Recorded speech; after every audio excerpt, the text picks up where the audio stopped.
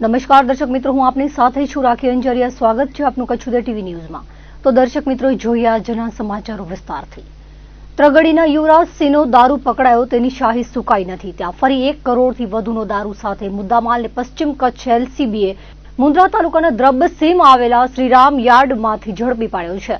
એલસીબીએ ઝડપેલા અંગ્રેજી દારૂનો 1 કરોડ 29 લાખના મુદ્દામાલ સહિત ઝડપી પાડ્યો છે. આ વખતે ફરી આરોપીઓ પોલીસના હાથે આવ્યા ન હતા. Border range IG Chirag Kordia અને પશ્ચિમ કચ્છ પોલીસ વિકાસ સુંડા વિદેશી દારૂની ગેરકાયદેસર પ્રવૃત્તિ પર દોષ બોલાવવા ખાસ આદેશ આપ્યા છે. જે સંદર્ભે એલસીબીના ઇન્ચાર્જ પીઆઈ HR જેઠીએ આ પ્રવૃત્તિ સાથે સંકળાયેલા પર વોચ ગોઠવવામાં આવી હતી. ઇન્ચાર્જ પીઆઈની મળેલી સૂચના મુજબ police sub inspector J V Yadav, ASI Pradyumansinh Gohil, Krishnadevsinh Gohil, Aniruddhsinh Rathod, Nilesh Bhatt તથા police head constable Dharmendrasinh Raval, Mayurdhwajsinh Jadeja, મૂળરાજભાઈ ગઢવી, લીલાભાઈ દેસાઈ સહિતની ટીમ મુન્દ્રા નાઇટ પેટ્રોલિંગમાં હતી. તે દરમિયાન પ્રદ્યુમનસિંહ ગોહિલ અને રાજદીપસિંહ ગોહિલને ખાનગી બાતમી મળી હતી. ત્રગડીના યુવરાજસિંહ વજુભા જાડેજા તથા અબડાસા તાલુકા ખાડાના જીતુભા મંગલસિંહ સોઢા અને તેના સાગીરતો જયદીપસિંહ રવતુસિંહ રાઠોડ સાથે મળીને ગુનાહિત કાવતરું રચી વિદેશી દારૂનો મોટા પ્રમાણમાં જથ્થો મંગાવી નાની ખોંભડીના નવુભા ખેતુભા જાડેજાના ટ્રેલરમાં મંગાવવામાં આવી રહ્યો છે. આ મળેલી બાતમી બાદ એલસીબી ટીમે દરોડો પાડતા 1 કરોડ 29 લાખના મુદ્દામાલ સહિતનો દારૂ કન્ટેનરમાંથી ઉતારતા હતા તે વેળાએ પહોંચીને ઝડપી લીધો હતો.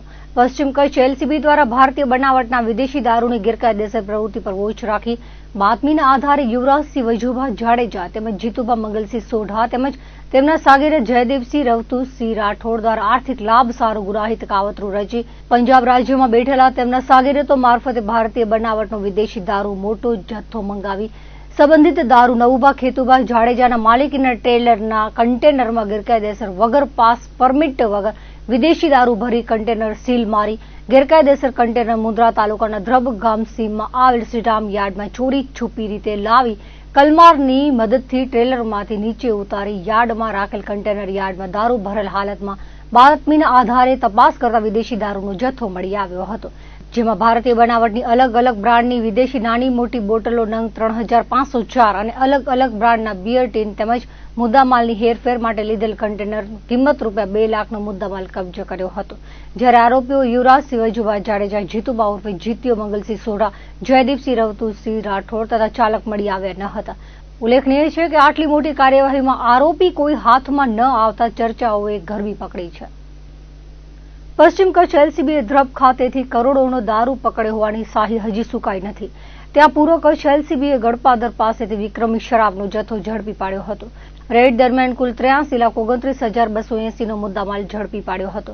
સાથે જ એક આરોપીની ધરપકડ પણ કરી હતી, જ્યારે 7 આરોપીઓ પોલીસ પકડથી દૂર રહ્યા છે. મળતી માહિતી મુજબ પૂર્વ કચ્છ એલસીબીની ટીમ ગાંધીધામ એ ડિવિઝન વિસ્તારમાં પેટ્રોલિંગમાં હતી ત્યારે મળેલી બાતમીના આધારે ગડપાદર સાંગ નદી પાસે આવેલ જગ્યામાં દરોડો પાડ્યો હતો. જે સચિન ચૌહાણ તેમજ તેના માણસો ભેગા મળીને આઈસર બંધ કન્ટેનરમાં મરચાની બોરીની આડમાં મોટા પ્રમાણમાં પ્રતિબંધિત વિદેશી દારૂનો જથ્થો મંગાવીને રાખ્યો હતો અને કટિંગ કરી રહ્યા હતા. ત્યારે એલસીબીની ટીમે દરોડો પાડી આરોપી અરબાઝ સાયરાબાનુ શાહમદારને ઝડપી પાડ્યો હતો. કાર્યવાહી દરમિયાન સચિન ઉર્ફે સતલજ ચૌહાણ, વિપુલ ઉર્ફે વિશાલ પટેલ, સાગર ઉર્ફે વાઘ લશ્કરી, નિખિલ ઉર્ફે નિકલો વિરડા, આઈસર કન્ટેનરનો ચાલક અને માલિક તેમજ માલ મોકલનાર રણજીતસિંહ નામનો ઈસમ નાસી ગયા હતા. પોલીસે દરોડા દરમિયાન વિદેશી દારૂની 750 mlની 3204 બોટલ, 180 mlના 5904 બિયરના ટીન, આઈસર કન્ટેનર, એક્ટિવા, મોબાઈલ, રોકડ રકમ, મરચાની 30 કિલોની 325 બોરીઓ મળી કુલ ₹83,29,280નો મુદ્દામાલ જપ્ત કર્યો હતો. આરોપી સચિન ઉર્ફે સતલો ચૌહાણ, અસગર ઉર્ફે વાઘ લશ્કરી સામે ગાંધીધામ એ ડિવિઝનમાં 2 ગુના નોંધાયેલા છે. અંજાર તાલુકાના ભીમાસર ખાતે માધવ હોટલ પાસે યુવાનની હત્યા કરવામાં આવી હતી. હતભાગી અરુણકુમાર દેવકુમાર સાવનું કોઈ અજાણ્યા ઈસમોએ ગળાના ભાગે તીક્ષ્ણ હથિયાર વડે મોત નિપજાવ્યું હતું. આ બનાવમાં પોલીસે 5 આરોપીઓની ધરપકડ કરાઈ હોવાનું જાણવા મળ્યું હતું. મળતી વિગતો મુજબ અંજાર તાલુકાના રેલવે સ્ટેશનવાળા રસ્તે આવેલ માધવ હોટલ પાસે ભીમાસર ગામે યુવાનની લાશ પડી હોવાની જાણ થતા પોલીસ તાત્કાલિક ઘટના સ્થળે પહોંચી હતી અને તાત્કાલિક ધોરણે તપાસ હાથ ધરી હતી. જેમાં જુદી જુદી ટીમો બનાવી સીસીટીવી ફૂટેજ તેમજ વર્કઆઉટ કરી હ્યુમન સોર્સના આધારે આરોપીઓને શોધી કાઢવા માટે પ્રયત્નશીલ હતા.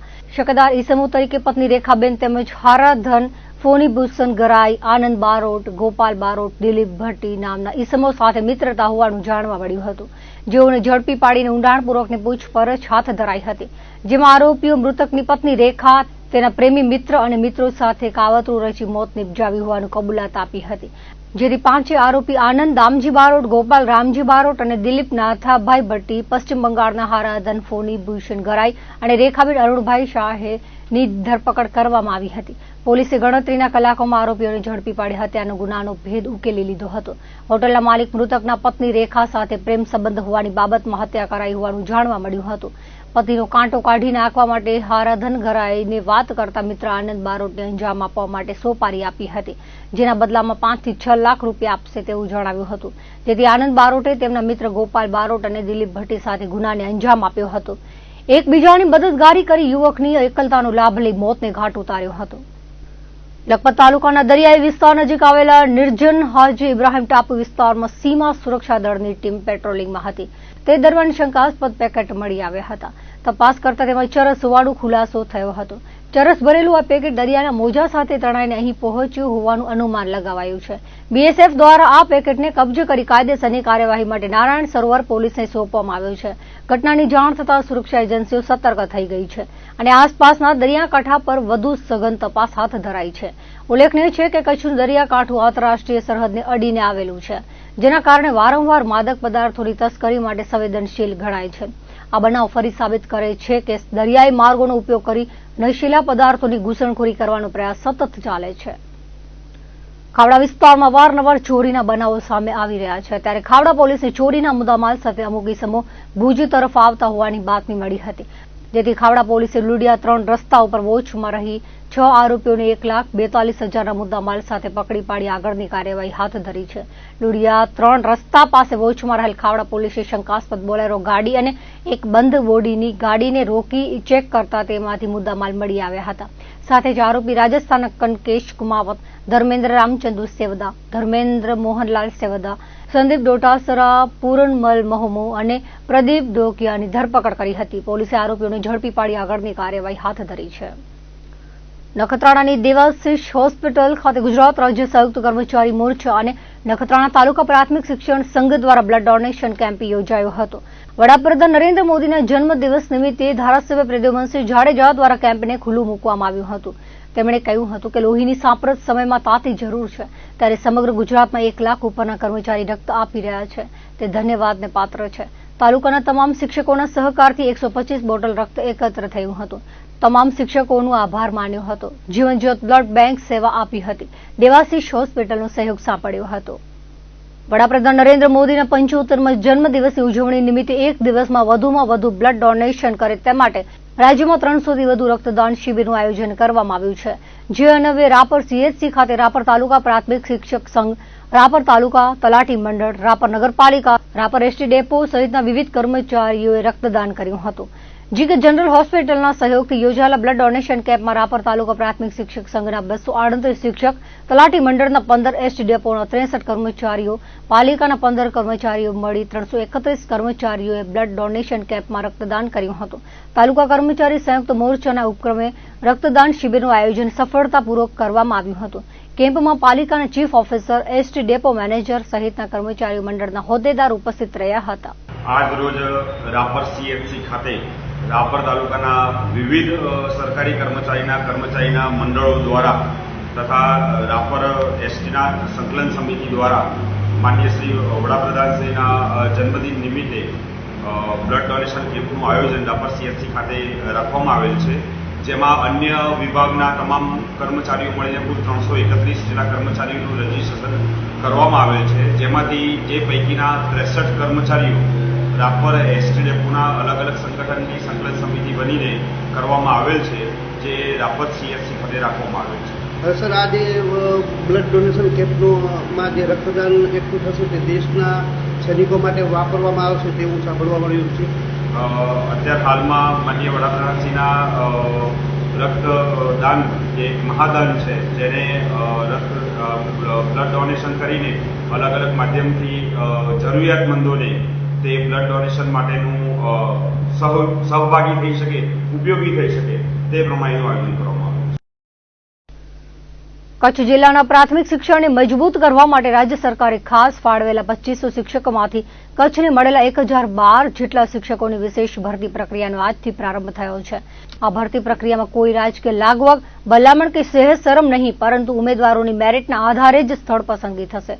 આ ભરતી અંતર્ગત આજે અને આવતીકાલે ભુજની લાલન કોલેજ ખાતે સ્થળ પસંદગી પ્રક્રિયા હાથ ધરાશે, જ્યારે 18 સપ્ટેમ્બરે મુક્તજીવન સ્વામી બાપા મહિલા કોલેજ ખાતે નિમણૂક પત્રો એનાયત કરાશે. આ પ્રક્રિયા દરમિયાન ઉમેદવારોને 992 શાળાની યાદીમાંથી મેરિટ પ્રમાણે પસંદગી કરવાની તક આપવામાં આવશે. નોંધનીય છે કે કચ્છમાં હાલ અંદાજે 800 જેટલા શિક્ષકો જિલ્લા ફેરબદલીની રાહ જોઈ રહ્યા છે, પરંતુ બાળકોના અભ્યાસના હિતને ધ્યાનમાં રાખીને નવા શિક્ષકોની નિમણૂક ન થાય ત્યાં સુધી આ શિક્ષકોને મુક્ત ન કરવા નિર્ણય કરાયો છે. જોકે કચ્છની આ ભરતીમાં 0 શિક્ષકવાળી શાળાઓને બદલે એવી શાળાઓ પણ યાદીમાં દર્શાવવામાં આવી છે જ્યાં પહેલેથી જ શિક્ષકો કાર્યરત છે અથવા જિલ્લા ફેરબદલી કરાવી છે તેવી શાળાઓ દર્શાવવામાં આવી છે, જેથી નવા શિક્ષકોની ભરતી બાદ પણ કચ્છમાં શિક્ષકોની ઘટ ઠેરની ઠેર રહેશે તેવો કચ્છવાડ શિક્ષણ જગતમાં ફેલાયો છે.